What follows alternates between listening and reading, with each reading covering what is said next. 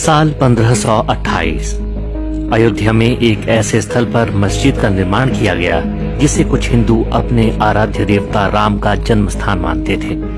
समझा जाता है कि मुगल सम्राट बाबर ने ये मस्जिद बनवाई थी, जिस कारण इसे बाबरी मस्जिद के नाम से जाना जाता था। 1855 यहाँ एक हिंदू मुस्लिम दंगा हुआ, जिसके कारण मस्जिद के सामने एक बाहरी घेरा बना दिया गया। इस कार्रवाई ने हिंदुओं को आंतरिक आंगन तक पहुंचने से रोक दिया, जिससे उन्हें बाहरी आंगन में एक मंच पर प्रसाद चढ़ाने के लिए प्रेरित किया गया। साल 1856-57 इस दौरान हनुमानगढ़ी और बाबरी मस्जिद के आसपास एक सांप्रदायिक दंगा हुआ। ऐतिहासिक वृतांत बताते हैं कि घटना से पहले मुसलमानों और हिंदुओं दोनों की पहुंच पूजा के लिए मस्जिद क्षेत्र तक थी।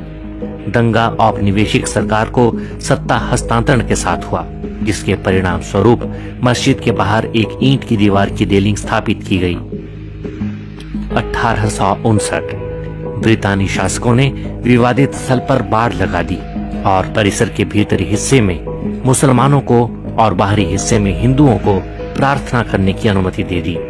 1885 महंत रघुवर दास ने राम जन्मस्थान के महंत होने का दावा करते हुए एक मुकदमा दायर किया, जिसे 1885 का मुकदमा के रूप से जाना जाता है। उन्होंने बाहरी प्रांगण में राम चबूतरा पर मंदिर बनाने के लिए अनुमति मांगी। 1934 में एक सांप्रदायिक घटना घटी, जिससे मस्जिद को नुकसान पहुंचा। हालांकि इसे बाद में बहाल कर दिया गया। दस्तावेजों से पता चलता है कि औपनिवेशिक प्रशासन ने मस्जिद की मरम्मत और नवीनीकरण को मंजूरी दे दी। साथ ही घटना के दौरान मस्जिद को हुए नुकसान के लिए हिंदुओं पर जुर्माना लगाया गया। 1949 मस्जिद में भगवान राम की मूर्तियां मिली। कथित तौर पर कुछ हिंदुओं ने ये मूर्तियां वहां रख दी थी। सरकार साइट को विवादित क्षेत्र घोषित करती है और प्रवेश द्वार पर ताला लगा देती है। 16 दिसंबर 1949 को के नैयर ने उत्तर प्रदेश के गृह सचिव गोविंद नारायण को बाबरी मस्जिद स्थल पर एक ऐतिहासिक मंदिर के बारे में सूचित किया। बाद में नैयर भारतीय जनसंघ के उम्मीदवार के रूप में लोकसभा के सदस्य बने।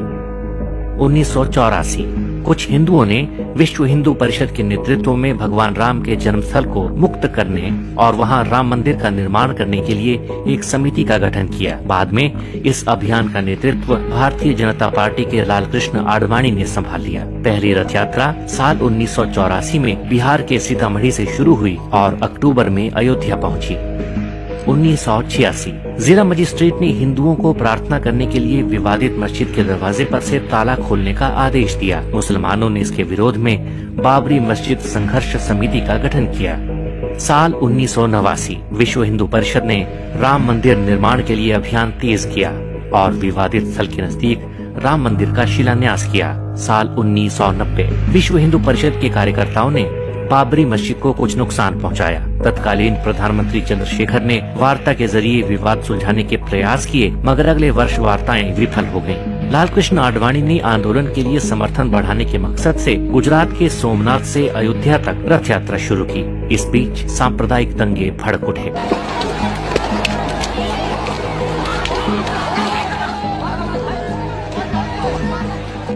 उन्नीस विश्व हिंदू परिषद, शिवसेना और भारतीय जनता पार्टी के कार्यकर्ताओं ने 6 दिसंबर को बाबरी मस्जिद को ध्वस्त कर दिया। इसके परिणाम स्वरूप देश भर में हिंदू और मुसलमानों के बीच सांप्रदायिक दंगे भड़क उठे।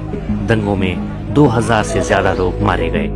1993 नरसिम्हा राव सरकार ने लगभग 68 एकड़ भूमि अधिग्रहित करने के लिए एक अध्यादेश जारी किया। बाद में इसे एक कानून के रूप में पारित किया गया। फरवरी 2002 भारतीय जनता पार्टी ने उत्तर प्रदेश विधानसभा चुनाव के लिए अपने घोषणा पत्र में राम मंदिर निर्माण के मुद्दे को शामिल करने से इनकार कर दिया। विश्व हिंदू परिषद ने 15 मार्च से राम मंदिर निर्माण कार्य शुरू करने की घोषणा कर दी। 13 मार्च 2002 सर्वोच्च न्यायालय ने अपने फैसले में कहा कि अयोध्या में यथास्थिति बरकरार रखी जाएगी और किसी को भी सरकार द्वारा अधिग्रहित जमीन पर शिला पूजन की अनुमति नहीं होगी। केंद्र सरकार ने कहा कि अदालत के फैसले का पालन किया जाएगा। अप्रैल 2003 में इलाहाबाद हाईकोर्ट के निर्देश पर पुरातात्विक सर्वेक्षण विभाग ने विवादित स्थल की खुदाई शुरू की। जून महीने तक खुदाई चलने के बाद आई रिपोर्ट में कहा गया कि उसमें मंदिर से मिलते जुलते अवशेष मिले हैं। मई 2003 सीबीआई ने 1992 में अयोध्या में बाबरी मस्जिद गिराए जाने के मामले में तत्कालीन उप प्रधानमंत्री लाल कृष्ण आडवाणी समेत 8 लोगों के खिलाफ पूरक आरोप पत्र दाखिल किए। अगस्त 2003 भाजपा नेता और प्रधानमंत्री अटल बिहारी वाजपेयी और उप प्रधानमंत्री लाल कृष्ण आडवाणी ने राम मंदिर निर्माण के लिए एक विशेष विधेयक लाने के वीएचपी के अनुरोध को अस्वीकार कर दिया। अप्रैल 2004 आडवाणी ने अयोध्या में अस्थायी राम मंदिर में पूजा की और कहा कि मंदिर का निर्माण जरूर किया जाएगा।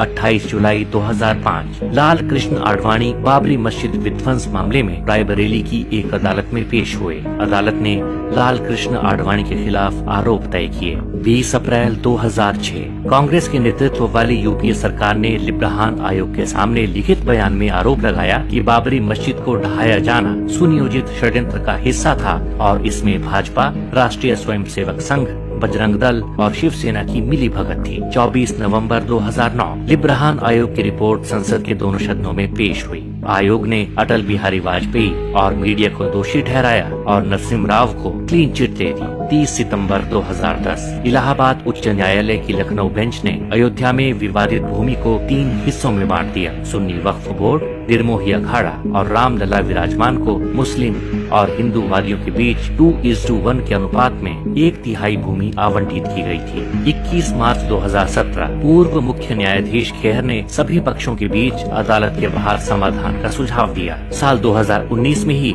सुप्रीम कोर्ट ने पूरी विवादित जगह को रामलला को सौंपने का आदेश दिया। वहीं सुन्नी वक्फ बोर्ड को मस्जिद बनाने के लिए 5 एकड़ जमीन आवंटित की। साल 2020 5 अगस्त को राम मंदिर के लिए भूमि पूजन का कार्यक्रम रखा गया। 22 जनवरी 2024 नए राम मंदिर का अयोध्या में उद्घाटन होगा।